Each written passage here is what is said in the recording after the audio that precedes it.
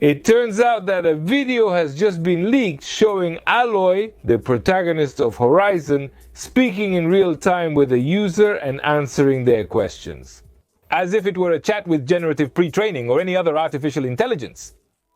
And it seems that Sony PlayStation is developing its own artificial intelligence model to bring its characters to life. Interesting, because it seems that the future of gaming is heading towards generative artificial intelligence. Controversial as well. Nvidia is involved in this, Xbox is also involved in this, and now it seems that Sony is also involved in this. We're going to talk about this as the main topic of today. But it's not the only topic, because we have a news compilation for Tuesday, which is just like the Saturday compilation, but on Tuesday. We'll discuss Silent Hill, which has been confirmed during the new Silent Hill event this week.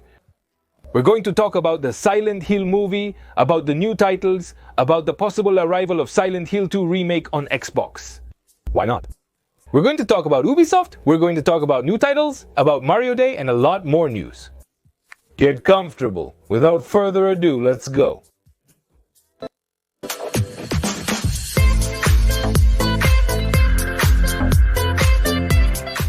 Ubisoft announced that if you pre-purchase or pre-order Assassin's Creed Shadows, they will give you the first paid downloadable content of the game.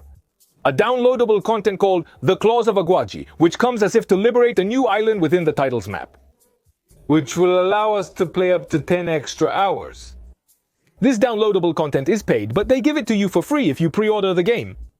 In a strategy similar to what happened with Assassin's Creed Mirage, to get more pre-orders. I'm currently testing Assassin's Creed Shadows, because the people at Ubisoft Latam gave me a key. Thank you very much, Ubisoft Latam. At the moment I can't recommend the title, I've still only played for a short time.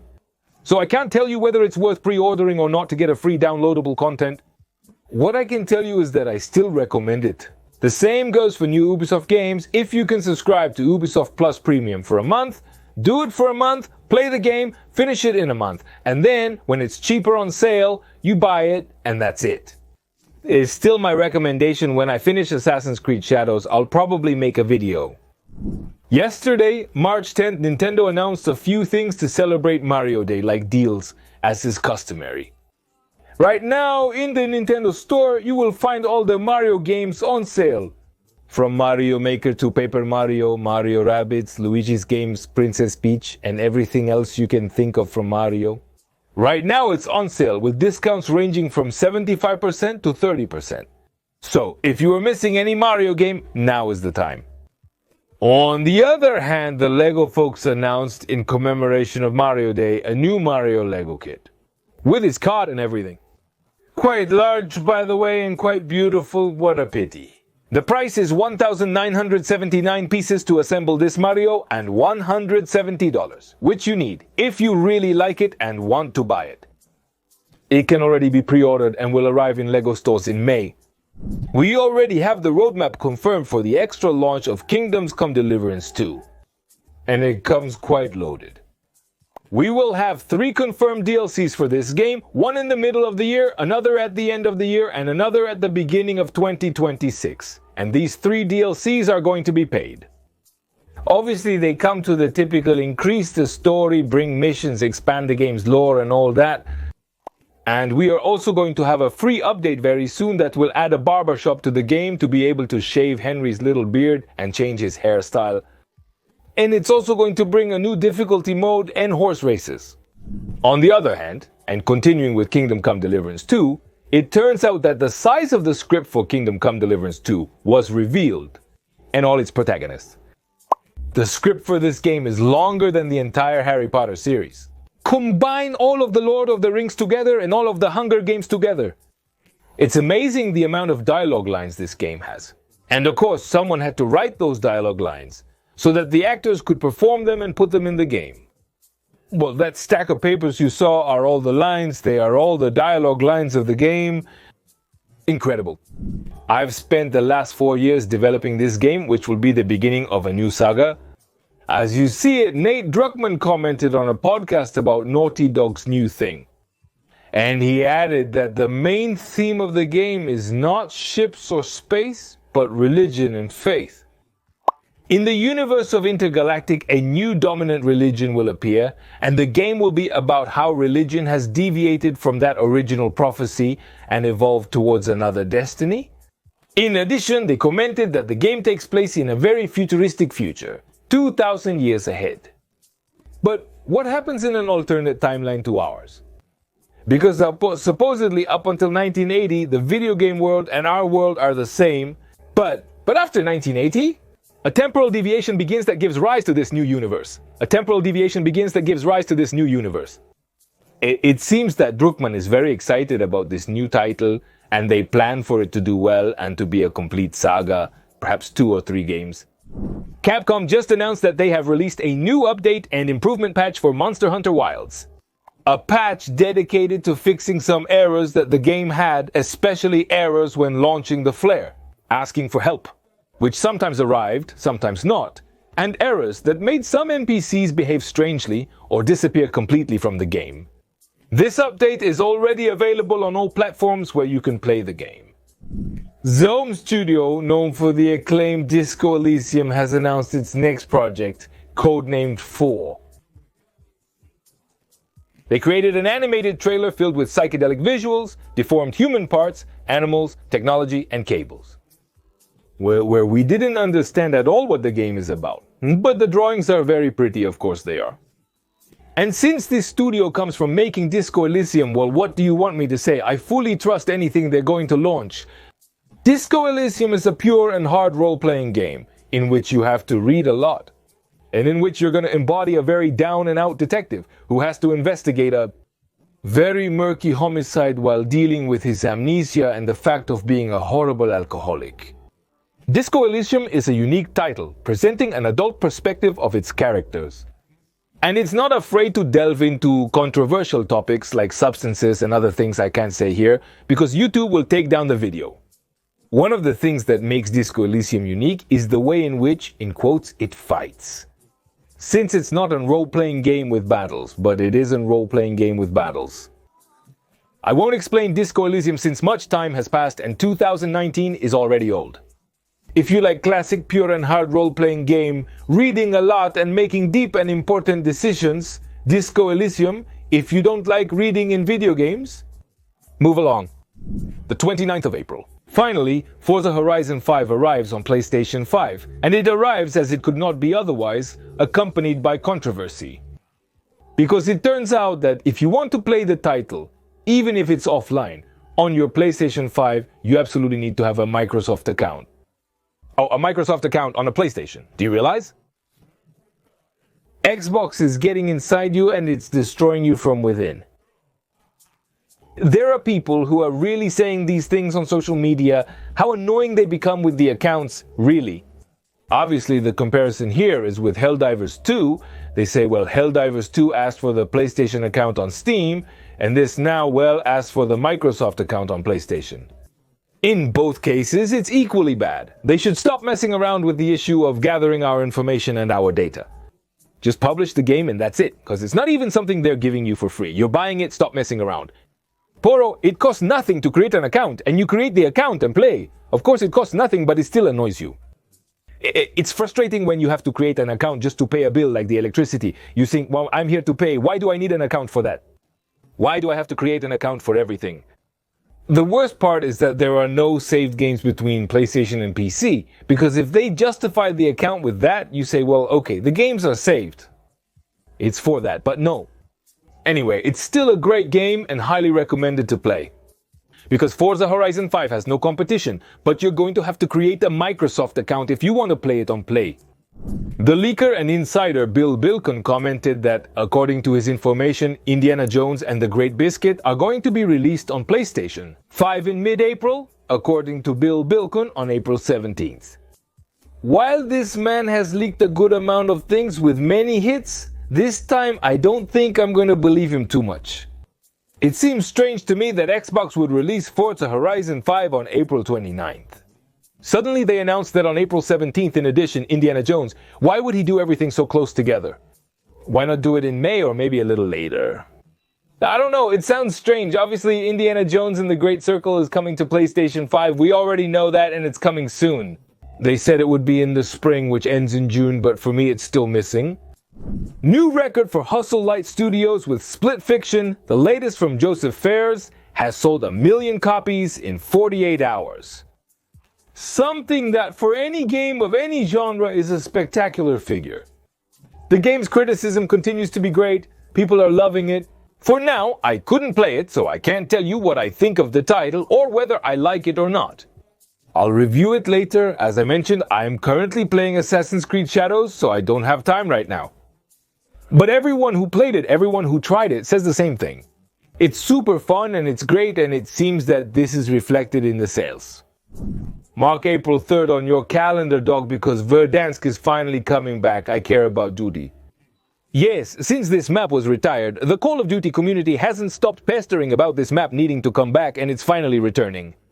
The original Warzone map is back, and with this, Activision hopes to bring a good number of users back to the Battle Royale.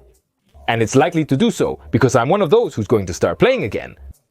I'll probably try to convince my friends to come back to Warzone to reminisce about those old pandemic times when we spent all day playing Warzone. Konami announced a new Silent Hill transmission for this very month of March, a digital event that Konami has been doing for the 3rd consecutive year, where they tell us about the news and current events about Silent Hill. This event will be broadcast on the 13th of March, in the afternoon in Latin America, and at night in Spain.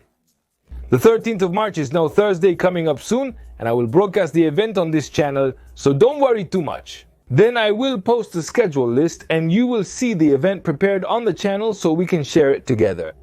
Don't worry about missing anything from the event. I'll post a summary on the channel for all subscribers. There are 3 things that Konami has to update us about Silent Hill, and the first one is this video game Silent Hill F. A Silent Hill spin-off that doesn't take place in Silent Hill, like most titles in this saga, but happens in Japan during the 1960s. And supposedly, it has a more psychological focus with elements of Japanese folkloric horror. Although there are many other Silent Hill games that have had gameplay sections outside of the city, all Silent Hill games maintain a certain close relationship with the city, with the town of Silent Hill. However, we are uncertain about the future since Japan is quite distant from Silent Hill. And perhaps this story, being a story from 1960, may serve in some way as a prequel to the first Silent Hill or something like that. The catastrophic events that lead us to be able to talk about Silent Hill spoilers, didn't they happen many years ago? Well, anyway, I'm gonna try to be cryptic. The events that lead to the catastrophe of Silent Hill, to Silent Hill becoming the horrible town that it is, happened specifically in 1974. You already know about the little girl, don't you? The thing is, this game takes place in 1914 years, before what happens in Silent Hill happens. Maybe there's some link between Silent Hill the town and this Silent Hill F in Japan. And maybe the title serves as some kind of introduction or is related, linked. Somehow it has to be. I don't think it's a prequel to Silent Hill, because actually in the games of the saga, they already tell you what was happening in the town. Even 2 centuries prior to the initial game. But there is a very curious fact, and that is that precisely in the 60s in the town of Silent Hill, a very particular event took place. What does it have to do with the lake pollution and all that? That it might be linked to Silent Hill F because we saw a lot of water stuff and things like that in Silent Hill F. I mean, I don't know, I'm just guessing. There has to be some connection. I guess we're going to find out about this connection now in the Silent Hill transmission, because they confirmed that the game will be present. Silent Hill Townfall is another video game that should also be present. This one is being developed by Annapurna and was announced 2 years ago, so it should be about to be released. It's a simpler and supposedly narrative adventure. And we don't have much more than this that we're seeing now. And finally, a new Silent Hill movie is being produced called Return to Silent Hill.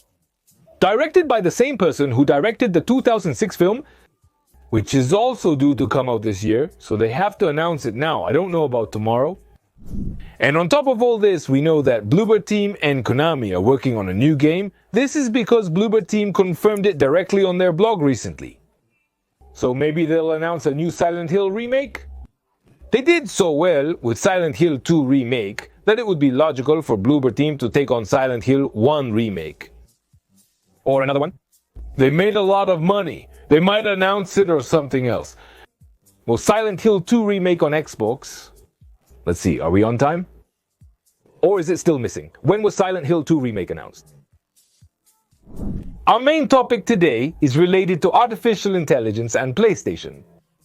Because it turns out that Sony is exploring generative artificial intelligence applied to its characters. A leaked video shows Logi interacting in real time with a player, answering questions through voice commands and, well, interacting with the player. Unfortunately, I can't play the video with audio, because the video was taken down. And all we have left is this that we are seeing now. Those who listen to the video claim that the person who speaks and interacts with Aloy is him, as I already told you, the director of software engineering at Sony Interactive Entertainment, who is supposedly working in the area of generative artificial intelligence with video games. The artificial intelligence that Aloy would be using would be an artificial intelligence similar to that of ChatGPT. That can answer questions and react to what we are telling it and so on. And even though this demo I showed you was run on a PC, this technology is supposedly being developed to be applied to all PS5 games. Nvidia has been working for a long time on Nvidia Ace, a new tool designed for video game creators to apply generative artificial intelligence to different characters. And Microsoft has also been closely collaborating with various artificial intelligence companies and developing their own models for this same purpose. And everything would seem to indicate that the future of video games is very much related to generative artificial intelligence. And that in the future we are going to have characters who are capable of interacting with us, answering questions, comments, giving us directions, missions, and things like that. Well, in fact, a Skyrim mod with generative artificial intelligence was recently shown, with which you could talk to the characters, ask them for instructions, help, and other things. It seems that everything is going in that direction. The following week, the Games Developer Conference will take place in the United States, and Sony is one of those presenting at that conference. And probably this leak we saw from Aloy will be officially announced next week. Not necessarily for a Horizon game, because this is simply an example, but rather as their own technology or the technology that Sony is trying to implement in their games. The game. Is that the Game Developer Conference? A video game developers conference where developers go to showcase their technologies, graphic engines, advancements, and more. That this leaks a week before the Games Developer Conference, are they hinting that this is going to be announced at the Games Developer Conference? Obviously, whatever comes out, I'm going to cover it on this channel. Friends, have a great week and enjoy yourselves. See you tomorrow to continue our video game discussion. Thursday with the Silent Hill event, Friday with something I'll make up, and Saturday with a news report. Thanks for watching, see you next time. Don't go, stay there. Remember that on March 21st we'll meet in Mexico City. Remember it? I'll tell you where later.